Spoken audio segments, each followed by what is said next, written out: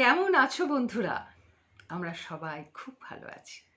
অনেক অনেক দিন পর তোমাদের কাছে এলাম। না আসার অনেকগুলো কারণ আছে, তার মধ্যে একটা কারণ হলো গলা বলছিল না। আজকেও খুব ভালো বলছে না, কিন্তু এমন একটা পোস্ট পেলাম হোয়াটসঅ্যাপে আমার এক বন্ধুর কাছ থেকে, যেটা আমার মনে হলো তোমাদেরকে জানানো ভীষণ দরকার। এই সরস্বতী পুজো তো আমাদের কাছে ছোটোবেলা থেকে খুব বিশেষ, তাই না? কবে বড় হব, শাড়ি পরা, সাজা বড়দের মতন, হাফ হাফ করা বড়দের মতন। সেই ছোটবেলায় খালি ইচ্ছে হতো বড়টা কবে হব। সেই বড় হয়ে এখন কি ইচ্ছে হয়, সেই শৈশবটা আবার কবে ফিরে পাবো। কিন্তু সে তো হবার নয়, এ জন্মে অন্তত। তাই ভাবলাম এই লেখাটা একটু তোমাদের পড়ে শোনাই, খুব ভালো লাগবে আমার মনে হয়। কিন্তু এটার সত্যতা আমরা কেউ যাচাই করিনি, জানিও না, কিন্তু লেখাটা এত এত মনে ধরলো এবং প্রাসঙ্গিক, ভাবলাম তোমাদের সঙ্গে এটা ভাগ করে নিই। অভিনব এক বাণী বন্দনা। সেদিনও ছিল সরস্বতী পুজো। সকালবেলা এক সৌম্যদর্শন যুবক আপন মনে গঙ্গার ঘাটের শোভা দেখছিলেন। বেলা একটু চড়তে উনি যখন ফেরার কথা ভাবছেন, তখনই এক বৃদ্ধা এগিয়ে এলেন তাঁর দিকে, সঙ্গে একটা 10-12 বছরের মেয়ে। বৃদ্ধা উদ্ভ্রান্তের মতো তার কাছে এসে বললেন, আমার বাড়ির সরস্বতী পুজোটা একটু করে দাও না বাবা। সকাল থেকে পুরুত ঠাকুরের অপেক্ষা করছি, এখনও তো তিনি এলেন না। এত বেলায় এখন পুরুত কোথায় পাই? নাতনিটা সেই সকাল থেকে অঞ্জলি দেবে বলে না খেয়ে বসে আছে। মেয়েটার শুকনো মুখের দিকে তাকিয়ে হঠাৎ এই বয়স্ক বৃদ্ধা তাকে ব্রাহ্মণ ভাবলেন কেন, এসব জিজ্ঞাসা না করেই যুবক সঙ্গে যেতে রাজি হয়ে গেলেন। সেখানে গিয়ে নিখুঁত সংস্কৃত মন্ত্র চারণ করে শাস্ত্রমতে সরস্বতী পুজো করলেন। উদাত্ত কণ্ঠে করলেন বাণী বন্দনা।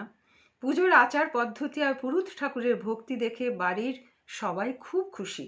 তারা ভাবতেই পারেনি পুজো করার জন্য এরকম একজন নিষ্ঠাবান ব্রাহ্মণকে পেয়ে যাবেন। যুবকটিও পুজো সমাপন করে দক্ষিণা আর প্রসাদ নিয়ে হাসি মুখে বাড়ির পথ ধরলেন। বাড়ি ফিরে এ কাহিনী স্ত্রীকে বলতে তিনি তো আঁতকে উঠলেন। করেছ কি? মুসলমানের ছেলে হয়ে সরস্বতী পুজো করলে? যুবকটি শান্ত গলায় বললেন, জানি না মাতা সরস্বতী এই বিধর্মীর পুজোতে অসন্তুষ্ট হলেন কিনা, তবে আশা করি ওই উপসী বাচ্চাটির শুকনো মুখের হাসি দেখে অন্তত এই অধমকে তিনি ক্ষমা করে দেবেন। বুঝতে পারলেন না তো কার কথা বললাম এতক্ষণ? বাংলা সাহিত্যকে অজস্র রম্য রচনা উপহার দিয়ে সমৃদ্ধ করে তুলেছিলেন যিনি, সেই এক ও অদ্বিতীয় সৈয়দ মুজতবা আলী সাহেব। তাকে নিয়ে লেখাটা কোথায় পড়েছিলাম আজ আর মনে নেই, কিন্তু যখনই এদেশে মন্দির মসজিদ, গরু শুয়োর, কীর্তন আজান নিয়ে দাঙ্গা লাগে, ঘর বাড়ি পড়ে, তখনই বড় বেশি করে মনে পড়ে যায় আদ্যোপান্ত বাঙালি এই মুসাফিরের কথা। কেমন লাগলো বলো? চলো এবার আমরা গানে যাই। এই গানটা কিন্তু আমরা সবাই গাইবো, সবাই জানি। আজকে সরস্বতী পুজোর দিনে এই গানটা আমাদের অবশ্যই গাইতে হবে। চলো। মধুর মধুর ধ্বনি বাজে, হৃদয় কমল বন মাঝে। মধুর নিভৃত বাসিনী বীণা পানে, অমৃত মূরতি মতি বাণী। নিভৃত বাসিনী বীণা পানে, অমৃত মূরতি মতি বাণী। হিরণ কিরণ ছবিখানি, পরাণের কথা সে বিরাজে, হৃদয় কমল বন মাঝে।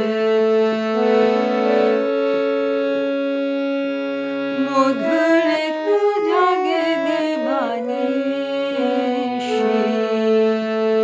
কুহুরিত দিশি দিশি। মানুষ মধুপ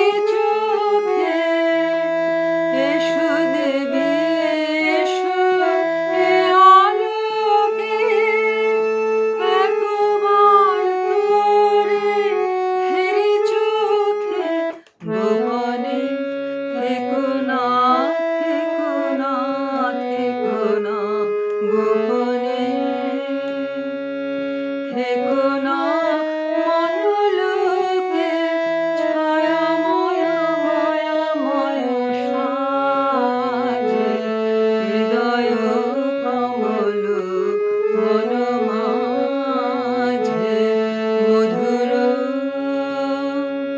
মধুর ধ্বনি বাজে হৃদয়